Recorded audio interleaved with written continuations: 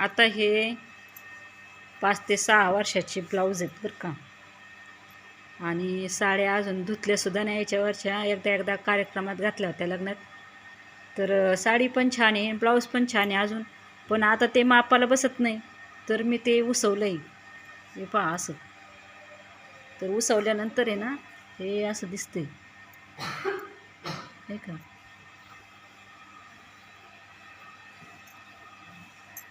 हे असं दिसते, दोन्ही बाजूनी पण दिसते, इकडून पण दिसते.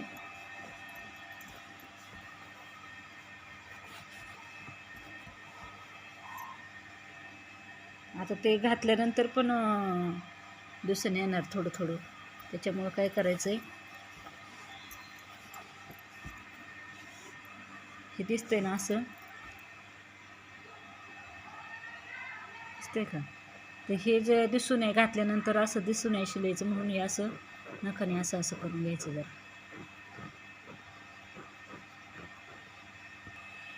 हे पहा, हे असं नखाने असं असं केल्यामुळे ना, हा जो धागा आहे, आपली जी टीप मारलेली असते ना, तो धागा काय होतो, तिथं बिळ पडलं जातं. आणि मग ते असे बिळ दिसतात ना. तर हे असं असं नखाने केलं ना की काय होतं, कपडा इकडं इकडं सरकतो. ते धागे असतात ते आडेलपड्या सरकतात आणि मग ते जे सुईचं होल पडलेलं असतं ते बुजलं जातं. त्याच्यामुळं प्लेन होतं. मग हे पहा, आता बघा दिसतं की किती प्लेन झालं. आणि अगोदर कसं दिसत होतं का, आता इकडं केलं नाही मी अजून, इकडं कसं दिसतंय आणि आता हे कसं दिसतंय बघा. तर हे अजून थोडं सरप केलं आणि त्याच्यावरती प्रेस फिरवली ना की मग ते अजिबात उसवलेलं पळून पण येणार नाही आणि दिसायला पण छान दिसतं. तर ह्या अशा ज्या साड्या असतात ना, आपण लग्न कार्याला वगैरे घेतो, त्या लवकर ज्या त्या फॅशनची साडी ज्या त्या फॅशनला लवकर वापरून टाकली ना की बरं पडतं. खूप ठेवून पण कपडे कुसतात, खराब होतात. तर हे पहा, हे छान येतं. आणि काय होतं, ब्लाऊजचा मेन प्रॉब्लेम होतो, ब्लाऊज शक्यतो नंतर बसत नाहीत व्यवस्थित, असं होतं. काही लेडीजचं कसं शरीराचं कमी जास्त माप होत राहतं. आणि ब्लाऊज शिवताना ना शक्यतो बाहीमध्ये थोडेसे लूज ठेवायचे इथं, कारण जास्त फिट जर ब्लाऊज असले ना की मग घासून ते थोडेसे खराब होतात. आता ह्याला नाही, पण याला आहे थोडंसं पहा, इथं व्हाईट झाले थोडं. एकदाच घातलेली आहे साडी, पण फिटिंगमध्ये ब्लाऊज असल्यामुळं घासलं गेलं हे. आणि ज्यावेळेस आपण कार्यक्रमावरून येतो ना, त्यावेळेस आपल्याला जास्त वेळ जर साडी घातलेली नसेल किंवा आणि ब्लाऊज पण घातलेला नसेल, तर आल्यानंतर साडी झटकून उलटी करून थोडीशी हवेमध्ये सुकवायची आहे, जेणेकरून त्याच्यावरची धूळ निघून जाते आणि त्याचा घामाचा वास वगैरे पण जातो.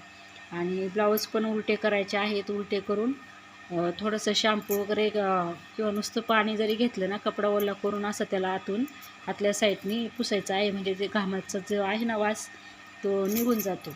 आणि ब्लाऊज तर तसेच जर ठेवले ना, तर त्याचा वास पण खूप दर्प वास येतो. हे पहा, असं पुसून ठेवायचं आहे. त्यामुळं काय होतं, पुसून थोडा सुकून वाळून मग ठेवायचा आहे, उलटा करून वाळवायचा.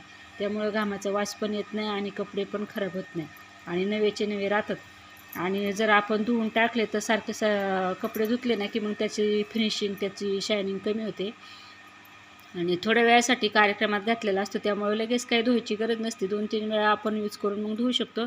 फक्त त्याचे ठेवून द्यायच्या अगोदरची अशी काळजी घ्यायची, हे जे बगलामध्ये इथं घामाचा वास येतो ना, तर तिथं असं ओल्या कपड्यांनी थोडंसं शॅम्पू वगैरे लावून म्हणा किंवा काय असं घेऊन त्याच्यावरती थोडंसं असं ओल्या कपड्यांनी पुसून काढायचं, तो इकडच्या साईडला आणि इकडच्या साईडला पण असं पुसून काढून मग वाळवायचं, सुकवायचं जरा उन्हात उलटा ठेवून, आणि मग व्यवस्थित घडी घालून ब्लाऊज ठेवायचे. आणि शक्यतो ब्लाऊज उलटेच करून ठेवायचे. आणि साडी पण उलटी करून झटकायची, चांगली उलटीच सुकवायला टाकायची आणि त्यानंतर मग ती घडी घालून व्यवस्थित ठेवायची. जर मळलेली वगैरे असेल तर त्याला पण ओल्या कपड्यांनी पुसून काढायचं आणि मग सुकवून ठेवायचे. तसेच कपडे ठेवायचे नाही कपाटामध्ये. तसेच कपडे ठेवले ना की कपड्याचा वास पण खराब येतो आणि कपडे पण लवकर खराब होतात. कपड्यांना पांढरे किडे लागतात आणि त्याच्यामुळं मग ते किडे कपडे कुरतडतात, खातात आणि खराब कपडे आतमध्ये पारुशे ठेवले नाही की त्या कपड्यांमुळं बाकीचे कपडे पण खराब होतात, चांगलं नसतं.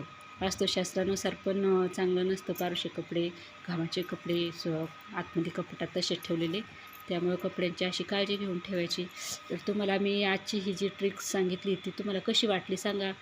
तर हे पहा, हे उसवलेलं अजून त्याला नथ मारायचं राहिलेलं आहे आणि हे पहा इकडून हे उसवलेलं हे असं झालं. तर ही ट्रिक कशी वाटली तुम्हाला मला कमेंट करून सांगा. चला बाय.